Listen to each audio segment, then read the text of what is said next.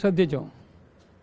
സ്വാഭാവികമായിട്ടും അതിന് ഉത്തരം പറയേണ്ടത് ഗവൺമെൻറ്റാണ്. ഗവൺമെൻറ് ഒന്നും വേണ്ടിയിട്ടുമില്ല. അതിനെക്കുറിച്ച് ഗവൺമെൻറ് തീർത്തും മൗനീഭാവ എന്നുള്ള നിലയിലാണ് നിൽക്കുന്നത്. അതല്ലാതെ ഗവൺമെൻറ് പറയട്ടെ. പോലീസ് സേന എന്ന് പറയുന്നത് ഗവൺമെൻറ്റിൻ്റെ കൃത്യ ഉത്തരവിൻ്റെ അടിസ്ഥാനത്തിൽ ആക്ട് ചെയ്തുകൊണ്ടിരിക്കുന്ന ഒരു സേനയാണ്. ആ സേനയ്ക്കകത്ത് പുഴുക്കുത്തുകളുണ്ടോ എന്ന് മുഖ്യമന്ത്രി തന്നെ പറയുന്നുമുണ്ട്. അപ്പോൾ ആരൊക്കെ പുഴുക്കുത്ത്, ഏതൊക്കെ അതിൻ്റെ പ്രശ്നങ്ങൾ, എന്തൊക്കെയാണ് ഗവൺമെൻറ്റിൻ്റെ നിർദ്ദേശപ്രകാരം ചെയ്തിട്ടുള്ളത്, ഏതൊക്കെയാണ് അതിൻ്റെ അപ്പുറത്തേക്ക് പോയിട്ടുള്ളത്, ഇതൊക്കെ ഗവൺമെൻറ് പറയേണ്ടതാണ്. ഗവൺമെൻറ് ഒന്നും മിണ്ടുന്നില്ല. പക്ഷേ ജനങ്ങളുടെ പക്ഷത്തു നിന്ന് എനിക്കൊരു കാര്യം പറയാനുണ്ട്.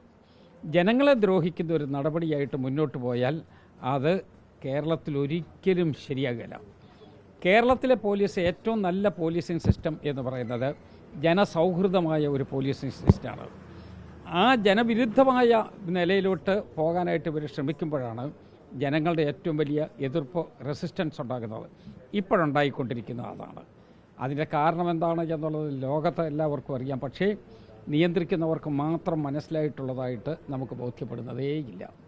ഈ യൂത്ത് കോൺഗ്രസ് അതോടൊപ്പം സമരം ചെയ്യുന്ന യുവജന സംഘടനാ പ്രവർത്തകർക്ക് വലിയ മർദ്ദനമാണ് പോലീസിന്റെ ഭാഗത്തു നിന്നുണ്ടാകുന്നത്. ശ്രദ്ധയിൽപ്പെട്ടോ?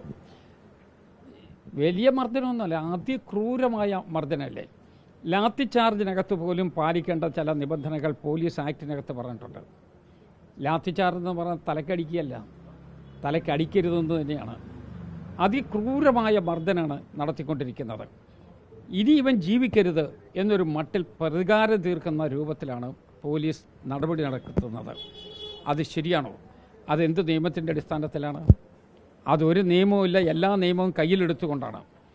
നിയമം പാലിക്കുന്നതിന് വേണ്ടി ബാധ്യതപ്പെട്ട പോലീസ് നിയമം കയ്യിലെടുക്കുകയും ക്രൂരമായ മർദ്ദനം അഴിച്ചുവിടുകയും ചെയ്യുന്നത് നമ്മൾ കേരളത്തിൽ കണ്ടുകൊണ്ടിരിക്കുകയാണ്. അങ്ങനെ പറയുമ്പോഴും UDF ഭരിച്ചിരുന്ന കാലഘട്ടത്തിൽ പ്രതിപക്ഷ പാർട്ടികളായിരുന്ന അന്നത്തെ ആളുകൾ സമരം നടത്തിയപ്പോൾ ജനനേന്ദ്രിയം പോലും അടിച്ചു താർത്ത സംഭവം ആ കാലഘട്ടത്തിൽ ഉണ്ടായിട്ടില്ലേ? ഏത് സംഭവം? ഒരു കാര്യം പറഞ്ഞാൽ മതി. ഒരു കാര്യം പറഞ്ഞാൽ മതി. അന്ന് പ്രതിഷേധ പ്രകടനം നടത്തിയ ആളുകളുടെ ജനനേന്ദ്രിയം പോലും ചവിട്ടിക്കലക്കുന്ന തരത്തിലേക്ക് പോലീസ് ആ കാലഘട്ടത്തിൽ ഒരു സംഭവം പറയൂ. ഇതൊക്കെ നമ്മൾ ആലങ്കാരികമായി എന്തെങ്കിലും ഒരു ഉദാഹരണം എന്നൊരു മട്ടിൽ പറയാതെ ഒരു സംഭവം പറ. ഞാൻ പറയുന്നപ്പോ കേരളത്തില് അല്ല, വാർത്തയല്ല, ഒരു സംഭവം പറയൂ. ഒരു സംഭവം ഇല്ല. പറയൂന്ന് ഞാൻ പറയാൻ കാരണം ഒന്നുമില്ലെന്ന് അറിയാവുന്നത് കൊണ്ടാണ്. ഇവിടെ നടന്നുകൊണ്ടിരിക്കുന്നത് എന്താണ്? ഇവിടെ ജീവൻ രക്ഷാ പരിപാടി എന്ന് അങ്ങോട്ട് പേര് ബാനർ എഴുതി അതിൻ്റെ അടിസ്ഥാനത്തിൽ ജീവൻ നശിപ്പിക്കുന്നതിന് വേണ്ടിയുള്ള ശ്രമം നടത്തുകയാണ്. ജീവൻ രക്ഷാ പദ്ധതി എന്ന് ഒരു മൊത്തത്തിൽ അതിൻ്റെ സ്റ്റിക്കർ ഒട്ടിച്ച് വെച്ചിരിക്കുകയാണ്. അതിൻ്റെ കീഴിൽ നടന്നുകൊണ്ടിരിക്കുന്നത് ജീവൻ തകർക്കുന്ന നടപടികളാണ്.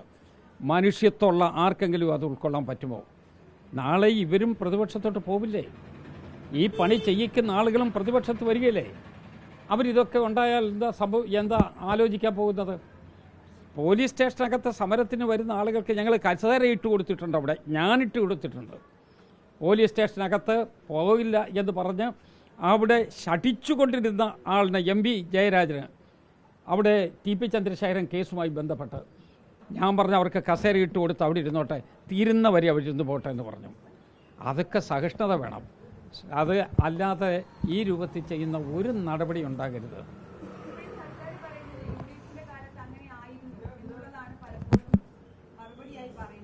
UDFിൻ്റെ കാലത്ത് എങ്ങനെ? ഇപ്പോൾ ഒരു ചോദ്യം ചോദിച്ചല്ലോ. ഒരു ഉദാഹരണം ഇങ്ങോട്ട് പറയോ? ഇന്ന കേസ് എന്ന് പറയോ? ഞങ്ങൾ കൂടി എതിർക്കാം. ഇന്ന കാര്യമെന്ന് പറഞ്ഞു. പിന്നെ 2 അങ്ങനെ ആയിരുന്നു എന്നുള്ളത് കൊണ്ട് ഇങ്ങനെ ചെയ്യണം എന്ന് എവിടെയെങ്കിലും എഴുതി വെച്ചിട്ടുണ്ടോ? അതില്ലല്ലോ. നിങ്ങൾ എന്താ എന്ന് തീരുമാനിക്കുന്നത് നിങ്ങളാണ്. ഈ ഗവൺമെൻറ് എന്താ എന്ന് തീരുമാനിക്കുക ഈ ഗവൺമെൻറ്റാണ്. ഈ പോലീസ് എന്ത് ആക്ട് ചെയ്യണം എന്ന് തീരുമാനിക്കേണ്ടത് ഗവൺമെൻറ്റാണ്. എന്തിൻ്റെ ബാക്കി ഇതിനേക്കാൾ ക്രൂരമായ വലിയ പ്രശ്നങ്ങളൊക്കെ ഭരണകക്ഷിയിൽപ്പെട്ട ചില ആളുകൾ നടത്തിയിട്ട് അവർക്കെതിരെ എന്താ ഈ ഇതുപോലുള്ള പ്രതികാര നടപടിയില്ലാത്തത്? അപ്പോൾ ആളുകളെ തരംതിരിച്ച് കാണുകയാണ്, വേർതിരിച്ച് ഓരോരുത്തരെ ഓരോ സെക്ടറായി കാണുകയാണ്. ആ സെക്ടറായി കാണുമ്പോൾ ഇത് തകർക്കുന്നതിന് വേണ്ടി മാത്രം മാറ്റിവെച്ചിരിക്കുന്ന റെഡ് സോണിൽ നിൽക്കുന്ന ആളുകളാണ് പ്രതിപക്ഷത്തിലുള്ളവർ എന്നുള്ള ചിന്തയോടുകൂടി അവരെ നാമാവശേഷമാക്കുന്നതിന് വേണ്ടിയുള്ള നടപടിയാണ്. ആ നടപടിയോട് യോജിക്കാൻ പറ്റുമോ? ഞാൻ ചോദിച്ചു, പീഡനത്തിന് പ്രതിപക്ഷം മാത്രമല്ലല്ലോ, മാധ്യമ പ്രവർത്തകർക്കെതിരെ കേസെടുത്തില്ലേ? ഏത് കാലത്താണ് മാധ്യമപ്രവർത്തകർക്കെതിരായിട്ട് ഇങ്ങനെ കേസെടുത്തത്? ഒരു പെൺകുട്ടി, തരുമ്പ് പോലെ ഇരിക്കുന്ന ഒരു പാവം പെൺകുട്ടിക്കെതിരായി മാധ്യമപ്രവർത്തക, ആ കുട്ടിക്കെതിരായിട്ട് കേസെടുത്തില്ലേ? എത്ര പേർക്കെതിരായിട്ടാണ് കേസെടുത്തത്? നിഷ്കരുണമായ നടപടി, അതെല്ലാം വലിയ കാര്യമാണ് എന്ന് പ്രചരിപ്പിക്കാൻ ശ്രമിച്ചുകൊണ്ടിരിക്കുകയാണ്. വാഗ്ധോരണി കൊണ്ട് മാത്രം കേരളത്തിൽ പോലീസിംഗ് സിസ്റ്റം നന്നായി പോകും എന്ന് ഞാൻ വിശ്വസിക്കുന്നതേയില്ല.